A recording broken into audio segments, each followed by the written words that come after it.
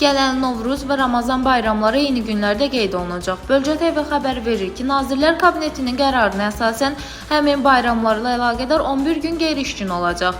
Belə ki, 2026-cı ilin martın 20-si, 21-i, 22-si, 23-ü, 24-ü Novruz bayramıdır. 21 və 22 mart tarixləri şənbə və bazar günlərinə təsadüf etdiyindən Əmək Məcəlləsinin tələblərinə əsasən 25 və 26 mart qeyri-iş günləri olacaq.